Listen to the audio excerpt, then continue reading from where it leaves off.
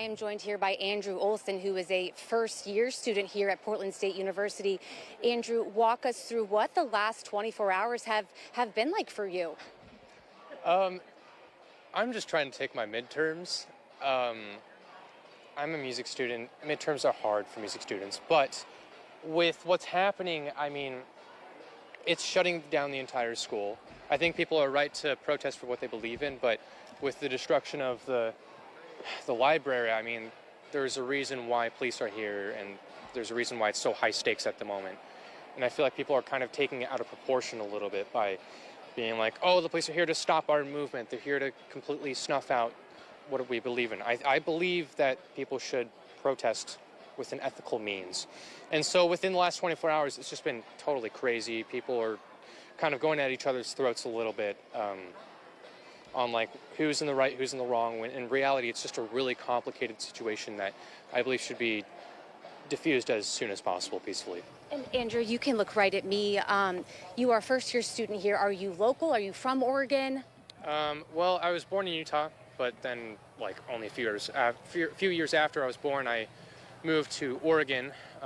Lived there pretty much since then. Okay. Trying to get a feel for, did you expect this coming? Is this unusual? Obviously, in 2020 we had a huge riot scene here. Were you here at that time? How would you compare this to that? Well, I mean, you can definitely see some correlations, at least with the library. It started peacefully, at least Monday morning, and throughout the day it was a pretty peaceful protest. But then overnight, a group of people decided to take it a step further, and they besieged the library, started demolishing it pretty much.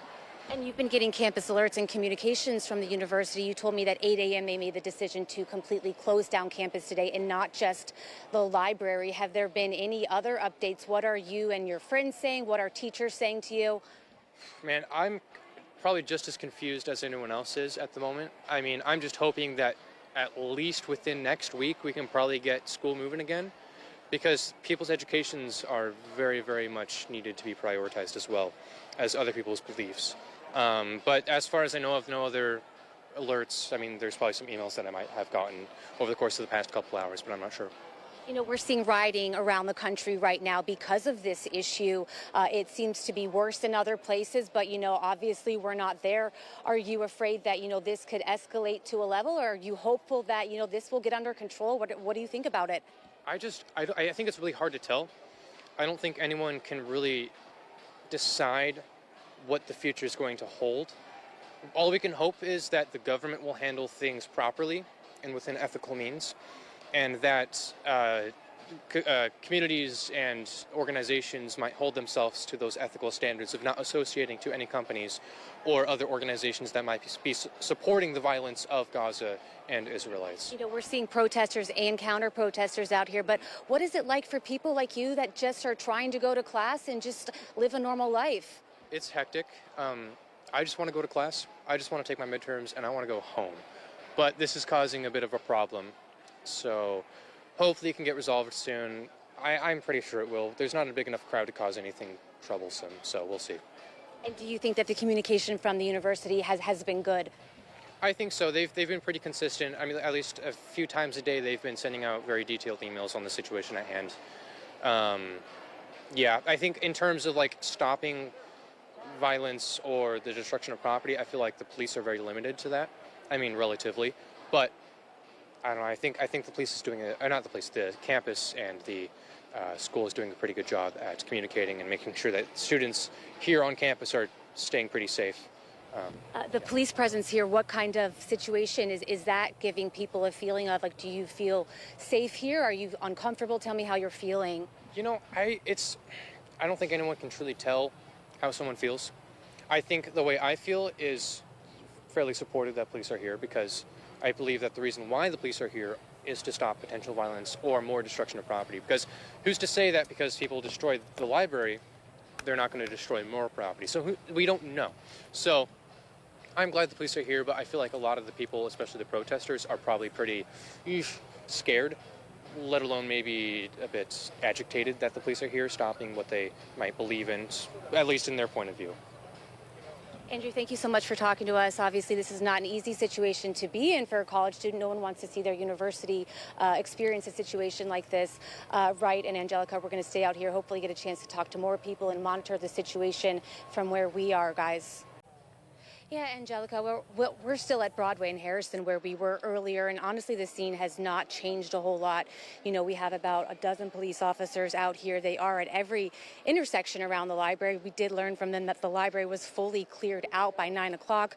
Obviously, we have that chanting going on about a block over where Wesley is. There are a number of students just hanging around here watching. And as you heard from Andrew, the student we interviewed, a lot of students just want to go back to class. They don't want to be a part of this. I think it's important to consider that perspective when we cover things like this, as you see a lot going on. But then there are just regular people that are just like you and me. They just want to go to school. They just want to take their finals. So you do see people like that who are just dressed normally, and they're just trying to, hoping that things will get back to normal here. Police are interacting with some people here. They're being kind. Again, it is relatively calm at the moment. Hopefully it will stay this way. We'll continue to stay out here and let you know what we find out. Emily, thank you for that. This is one of several protests happening in Oregon. We had checked in with Reed and Lewis and Clark colleges as well as the University of Oregon. There's nothing going on at Oregon State, but this is by far the most intense movement we've seen here locally, at least at colleges, and it started really playing out late last week. And if you look at some of the big protests across the country that we have been tracking, UCLA, the University of Wisconsin-Madison, Columbia, NYU, even my college, Emerson College, where they've had more than 100 arrests, where there have been, violent clashes with police, with officers injured. This has been really calm. Yeah, a lot calmer. And it's interesting, NYPD moved in yesterday in New York. We're hearing Emily there. But NYPD moved in to Columbia yesterday. The UCLA police cleared that encampment this morning. And they moved in quickly. They moved in quickly. So you're wondering if this is part of a broader movement to shut some of this down, or if these universities have finally gotten to a point where enough is enough. The university clearly gave these people plenty of opportunity to leave where they were. The university president said they would not press charges, they would not expel them, they would not suspend them if they left by 1:30 yesterday morning, and as we see, a large crowd stayed. And we, have been hearing from the Bureau all week and from the Multnomah County District Attorney that protesters would face criminal trespassing charges, but like we just heard from Noel, at this point, they say only 12 arrests. 4 of them were students. The rest were not Portland State students. Guys, let's go out to Emily again, because she, I think, has another student that we're hearing from. Emily? I'm over here. Yeah, Angelica, I am joined here by student Julian Lazares, who is a senior at PSU. Julian, tell us how your day is going. You mentioned that you live on campus. What was the night like for you? Honestly, the protests for most nights weren't that bad. It was mostly just people held up in the library itself. I did go out one night and it was a little bit noisy, like I could tell that there are people there, but not quite as bad. Would you say that people, in the dorm that you're staying at, are they scared? Are people staying indoors? What's going on? No, I've been seeing people about. Like my RA came out to watch the protests. Not much fear. We're covering this from the outside, but we're not students here, so we don't have the perspective that you have. What do you want people to know about this experience? Like, how has it changed your overall experience at PSU?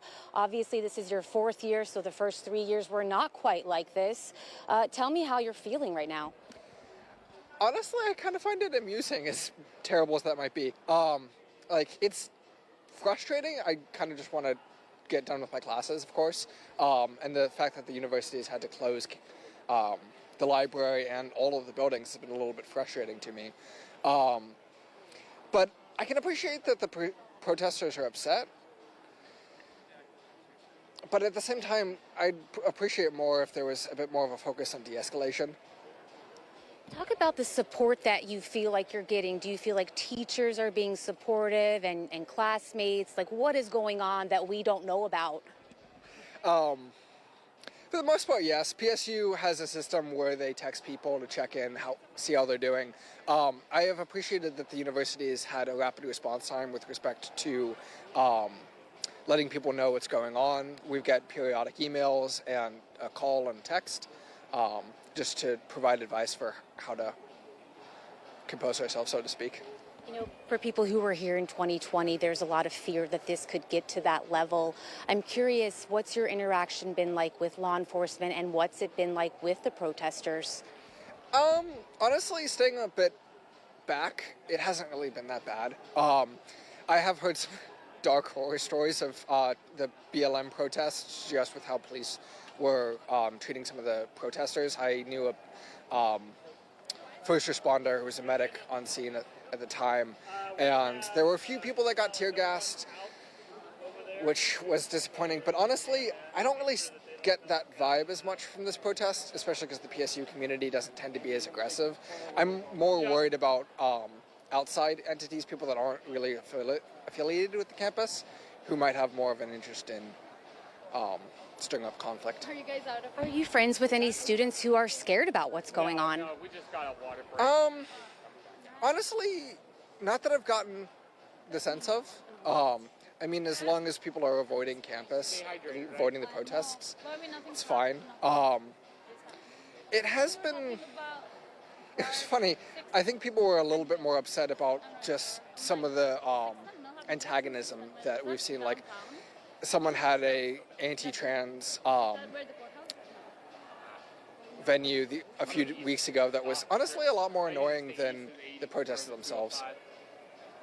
You know, obviously the president here is very supportive of free speech, as are our city leaders. We do see a large police presence out here, but it's calm right now. It's relatively quiet. You know, there's nothing major going on, at least from where we're standing. How long have you been out here, and what was it like earlier? I've been out since about 10, and I do have to admit that it's been growing steadily. When I first came out, it was only about 50 people. Now it's probably expanded to a few hundred, I'd guess. You said you're a computer science major, and you use this library to study in. How do you feel, you know, looking at it right now, covered in signs and totally blocked off? I mean, how does that make you feel as someone who's eager to learn and just wants to use the library? It's annoying. I do kind of wish that the university had been able to just kind of containerize it in the library. I understand the need for bringing in police, but it is a little disappointing that we couldn't have maintained the rest of the campus, because this kind of just feels like it's giving credence to those who are more interested in drawing up controversy.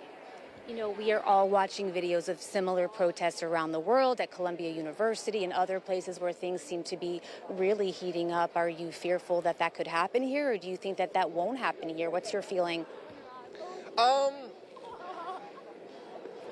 I don't think that actually, I can't say that.